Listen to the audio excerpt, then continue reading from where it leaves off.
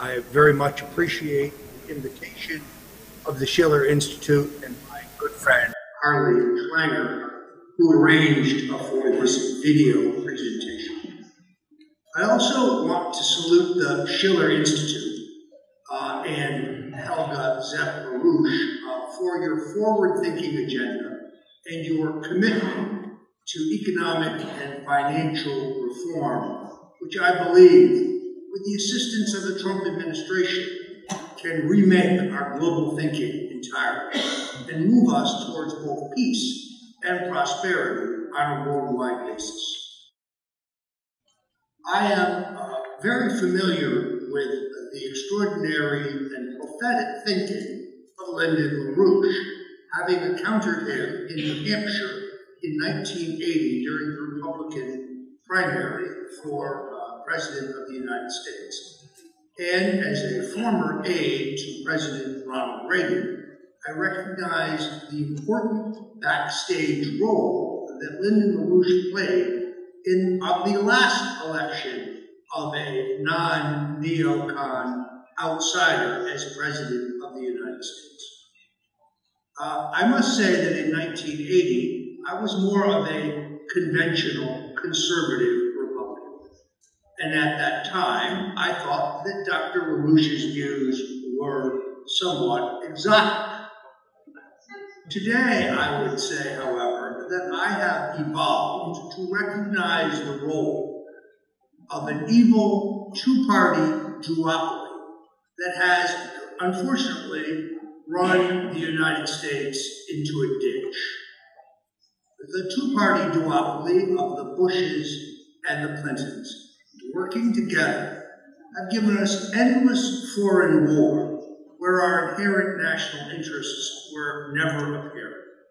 Erosion of our civil liberties with a government that keeps metadata tags on Americans, reads our emails, monitors our text messages, catalogs our phone calls, gave us trade policies which were based on this one-size-fits-all international trade agreements, which appeared to be beneficial to our trading partners, but on rare occasion, equally beneficial to the United States. We had pursued immigration policy that cheated those who were waiting online to get into the country and obtain their citizenship legally, to the benefit of those who jumped the line and sought to enter the country illegally, and in many cases left our streets and neighborhoods unsafe.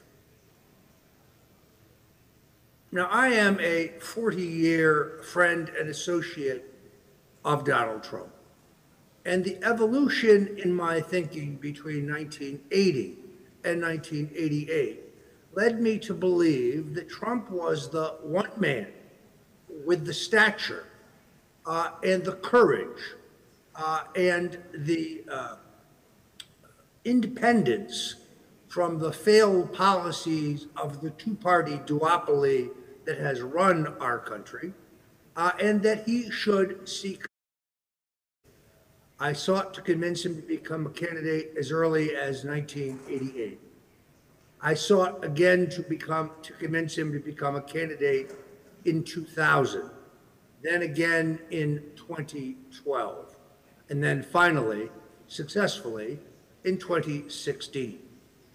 Now, I would concede to you that, that despite my early enthusiasm, the time was probably not yet right for a Trump-style candidacy.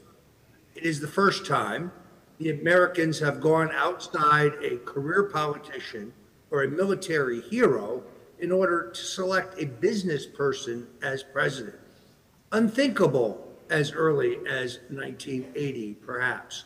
Perhaps as unthinkable in 2000.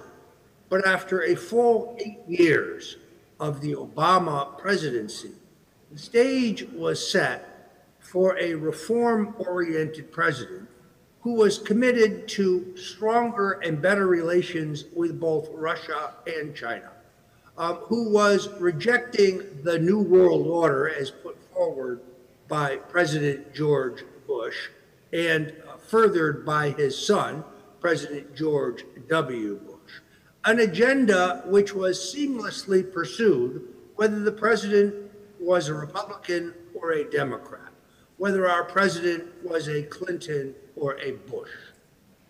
Now, what we have is a scandal in the United States in which claims of Russian collusion are used to mask what is, in fact, the greatest political scandal in our history.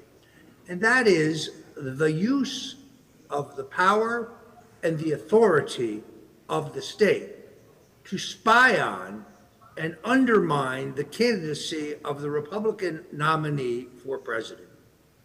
In fact, having been a veteran of the Nixon administration, I recognize that Nixon was removed from power because men who were associated with his campaign were caught breaking into the Watergate facility to plant bugs, which never really worked, to spy on his opponent and the Democrats. He was also removed because men who were associated with his campaign were caught infiltrating the campaigns of his opponents, Senator Hubert Humphrey and then later Senator George McGovern. The scandal in which we are looking at is far more egregious, at least in the case of Nixon, and it was never proved that Nixon himself approved any of these illegal activities. But in the case of Nixon, the individuals who were apprehended were private citizens. Here we have a far more egregious abuse of power. It is the use of the state's authority and their extraordinary technological capability to hijack the 2016 election and to subvert democracy itself in an attempt to wire the election for Hillary Clinton. The entire Russiagate investigation, the totally unproven charges of Russian collusion, are a smokescreen to mask those illegal activities by the Obama administration and their attempt to hijack our last election. Referred to in the text messages of FBI agent Peter Strzok as, quote, the insurance policy. We now know that the FBI under Barack Obama infiltrated the Trump campaign as early as May of 2016, far earlier than they admit that they opened their investigations into alleged Russian collusion in the Trump campaign. The role of British intelligence in all of this cannot be underestimated. We know that Professor Stephen Halper was approaching members of the Trump campaign at the lowest possible level, I might mention, in an attempt to plant evidence of Russian collusion. It is almost laughable that the Washington Post and the New York Times continue to claim that the activities of Halper, the activities of others, were an attempt to ferret out Russian collusion, when in fact they were attempts to plant faux Russian collusion to be discovered later in an effort to undermine Trump in the seemingly unlikely event of Trump's victory. I never had any doubts about Trump's ability to win the 2016 election. It's important to recognize that 2016 was the year in which the mainstream media lost their monopoly stranglehold on political discourse.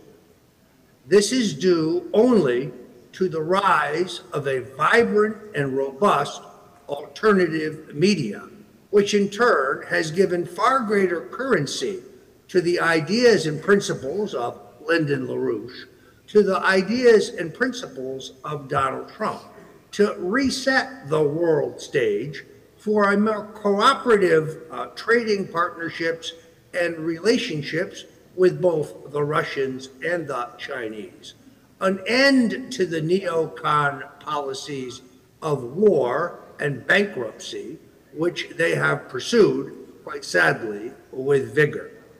Now, sadly, what we see in the United States, and perhaps across the world, is an attempt to put the toothpaste back in the tube. That is to say, a war on internet censorship, a war of internet censorship, which seeks to take voices such as mine, and my friends at InfoWars, for example, alternative media outlets like Breitbart and The Daily Caller, and others who espouse Trumpism, and remove them from Facebook, from Twitter, from YouTube. It's a war of eradication, an attempt to strangle our First Amendment rights under the U.S. Constitution, and to use monopolistic practices and anti-competitive business practices to end our free speech and our access to this wonderful medium of the internet, which makes our dialogue here today entirely possible.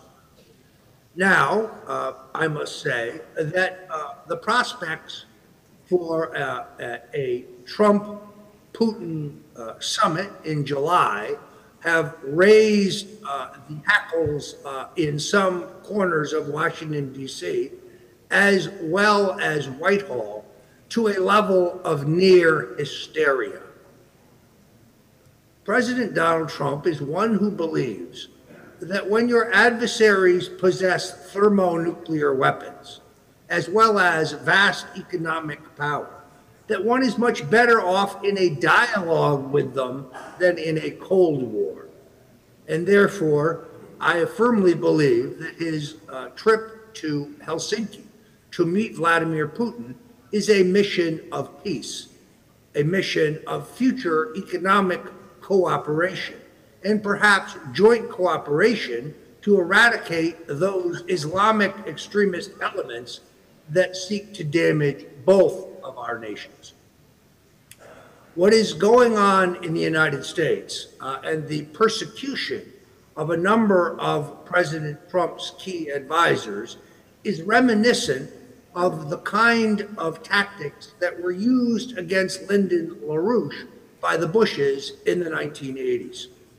One of the principal reasons I am unable to join you in person is because, as you may have read, Robert Mueller, unable to prove any Russian collusion on my part, unable to prove any collaboration with WikiLeaks regarding their devastating disclosures regarding the Democratic National Committee and Hillary Clinton, unable to prove or provide any evidence that I had any knowledge of release of John Podesta's emails in advance, now seeks to come up and conjure, perhaps fabricate, and manufacture some other charge against me, perhaps relating to my business or my finances or my tactics.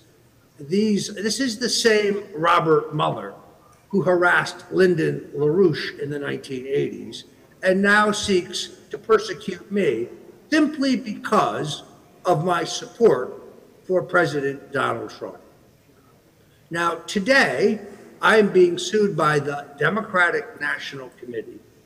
I'm being sued by an Obama-affiliated group called Project Democracy. I'm being sued by a Chinese billionaire. All of these sore loser lawsuits without merit, but exceedingly expensive. On top of which I now must fend off the efforts of Robert Mueller to bring some bogus charges against me in attempt to either silence me or to seek my cooperation in testifying against my friend of almost 40 years, Donald J. Trump. This will not happen. But my friends have set up a legal defense fund for me at stonedefensefund.com. That's stonedefensefund.com. I must say that contributions from foreign nationals are perfectly permissible, and those who wish to make a contribution will have my heartfelt thanks. I face an extraordinarily difficult and expensive battle as the deep state has targeted me because of my long association with Donald Trump and to my commitment to his non-interventionist foreign policy and his policy of economic revitalization of the United States. We have seen a precipitous rise in violence in the United States and a near hysteria on the left, which is based almost solely on the increasing success and popularity of the Trump policies. We will have in excess of 4% economic growth in the next quarter. We were told under President Barack Obama that this rate of GDP growth was structurally impossible. They were wrong. We have seen the creation of 1 million new jobs, 228,000 in the month of May alone. We have seen the president on the cusp of a historic peace deal in the Koreas, and perhaps the successful denuclearization of a nation long considered our greatest foe. How ironic that the president has pursued a peace deal in the Koreas that, if it had been achieved by Barack Obama, would be called brilliant by the mainstream media, but because it is achieved by Donald Trump, they call risky. The president pursues non-interventionist, peace-oriented policies and a reform agenda in terms of revitalizing our economy, in terms of reforming our immigration system, in terms of redoing our trade agreements so that they are of reciprocal value, and in terms of reaching new relationships with both the Russians and the Chinese, built on our joint desire for both peace and prosperity. I have every confidence in this president, but I do not underestimate the deep state's efforts to destroy his presidency and to remove him. It was reported by Bloomberg News only yesterday that Robert Mueller, the same hitman for the Bushes who targeted Lyndon LaRouche decades ago, will decide about raising charges against the president in his final report this fall. How convenient, just before the 2018 midterm elections. The previous day, Bloomberg News reported that now Robert Mueller would focus on the issue of Russian collusion. That's extraordinary. He's been at it for 2 years. He spent in excess of $17 million of our taxpayers' money. I thought that he was focused on Russian collusion.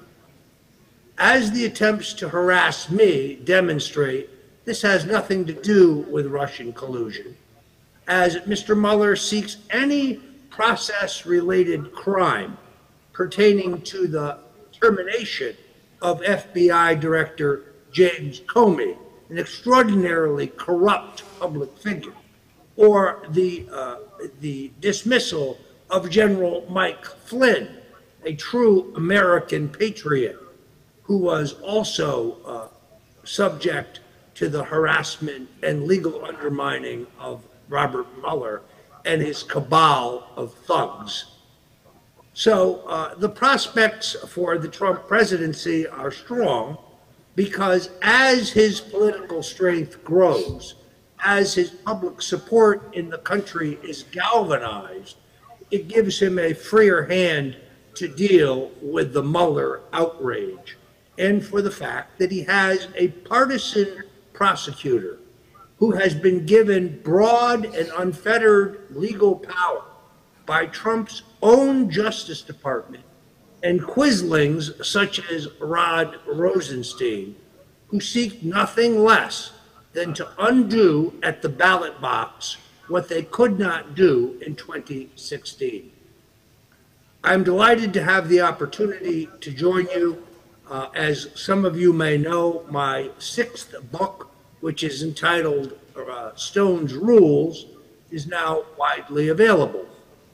This book is I would put up there with Machiavelli's The Prince or Sun Tzu's Art of War as a field manual for victory that is applicable for any person regardless of their chosen avocation, whether you are in business or politics or technology or media or fashion or even agriculture. These are the tested rules of the road, the hard lessons that I have learned in 40 years in the American arena. I commend this book to you. You can buy it through Amazon or Barnes & Noble. I think most reputable book purveyors in the country have it available, and I think you will enjoy it. I thank you very much for your kind invitation to address you today. I look forward to a new world based on the leadership of an American president who is deeply committed to a new set of policies, rejecting the policies of the neocons and their British co-conspirators, and fostered on a new spirit of world peace and cooperation. I have urged the president to study the Silk Road policies that you are so enthusiastic about and which I have come to embrace. I salute you and I thank you so much for your time this morning. Thank you.